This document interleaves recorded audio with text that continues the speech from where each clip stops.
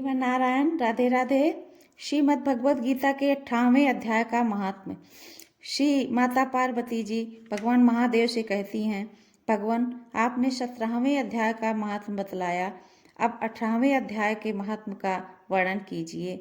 तब महादेव ने माता पार्वती जी से कहा, पार्वती, चिन्मय आनंद की धारा बहाने वाले 18वें अध्याय के पावन महात्म्य को, जो वेद से भी उत्तम है, श्रवण करो। ये संपूर्ण शास्त्रों का सर्वस्व, कानों में पड़ा हुआ रसायन के समान तथा संसार के यातना जाल से छिन्न भिन्न करने वाला है। सिद्ध पुरुषों के लिए ये परम रहस्य की वस्तु है। इसमें अविद्या का नाश करने की पूर्ण क्षमता है।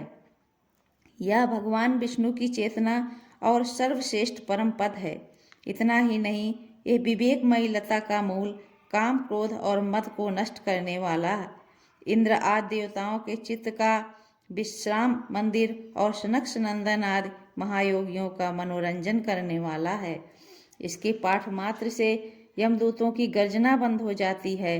पार्वती, इससे बढ़कर कोई ऐसा रहस्यमय उपदेश नहीं है जो संतप्त मानवों की त्रिविध ताप को हरने वाला और बड़े बड़े पातकों का नाश करने वाला हो।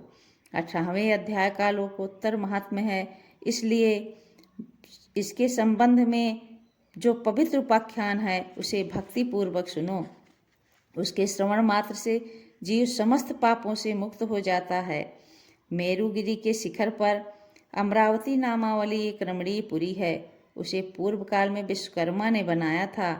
उस पुरी में देवताओं द्वारा सेवित इंद्र सची के साथ निवास करते थे। एक दिन वे सुखपूर्वक बैठे हुए थे। इतने में ही देखा कि भगवान विष्णु के दूतों से सेवित एक अन्य पुरुष वहां आ रहा है। इंद्र उस नवागत पुरुष के तेज से तिरस्कृत होकर तुरंत ही अपने माणिक्यमय सिंहासन से मंडप में गिर पड़े। तब इंद्र के सेवकों ने देवलोक के साम्राज्य का मुकुट उस नूतन इंद्र के मस्तक पर रख दिया। फिर तो दिव्य गीत गाती हुई देवांगनाएं, उनके साथ सब देवता उनकी आरती उतारने लगे। ऋषियों के वेद मंत्रों का उच्चारण करके उन्हें अनेक आशीर्वाद दिए। गंधर्वों का ललित स्वर में मंगलमय गान होने लगा। इस प्रकार इस नवीन इंद्र को 100 यज्ञों का अनुष्ठान किए बिना ही नाना प्रकार के उत्सवों से सेवित देखकर पुराने इंद्र को बड़ा विस्मय हुआ। वे सोचने लगे, इसने तो मार्ग में न कभी पौशाले बनवाए, न पोखरे खुदवाए और न ही पथिकों को विश्राम देने वाले बड़े बड़े वृक्ष ही लगवाए। अकाल पड़ने पर अन्न दान के द्वारा इसने प्राणियों का सत्कार भी नहीं किया। इसके द्वारा तीर्थों में सत्र और गांवों में यज्ञ का अनुष्ठान भी नहीं हुआ। फिर भी इसने यहाँ भाग की दी हुई ये सारी वस्तुएं कैसे प्राप्त कर ली है। इस चिंता से व्याकुल होकर इंद्र भगवान विष्णु से पूछने के लिए प्रेम पूर्वक क्षीर सागर के तट पर गए और वहां अकस्मात अपने साम्राज्य से भ्रष्ट होने का दुख निवेदित करते हुए बोले, हे भगवान, मैंने पूर्व काल में आपकी प्रसन्नता के लिए 100 यज्ञों का अनुष्ठान किया था। उसी के पुण्य से मुझे इंद्र पद की प्राप्ति हुई, किंतु इस समय स्वर्ग में कोई दूसरा ही इंद्र अपना आसन जमाए बैठा हुआ है। उसने ना तो कभी धर्म का अनुष्ठान किया, ना यज्ञों का। फिर उसने मेरे दिव्य सिंहासन को कैसे अधिकार जमा लिया। तब भगवान इंद्र से बोले, इंद्र, वो गीता के 58वें अध्याय में से 5 श्लोकों का प्रतिदिन पाठ करता है।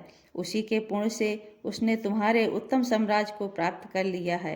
गीता के 58वें अध्याय का पाठ सब पुण्यों का शिरोमणि है। उसी का आश्रय लेकर तुम भी अपने पद पर स्थिर हो सकते हो। भगवान विष्णु के वचन सुनकर और ये उत्तम उपाय को जानकर उस ब्राह्मण इंद्र ने ब्राह्मण का भेष बनाकर गोदावरी के तट पर गए और वहां उन्होंने कालका ग्राम नामक उत्तम और पवित्र नगर देखा, जहां कालका भी मर्दन करने वाले भगवान कालेश्वर विराजमान हैं। वहीं गोदावरी तट पर एक परम धर्मात्मा बैठे थे, जो बड़े ही दयालु और वेदों के पारंगत विद्वान थे। वे अपने मन को बस में करके प्रतिदिन गीता के 58वें अध्याय का स्वाध्याय किया करते थे।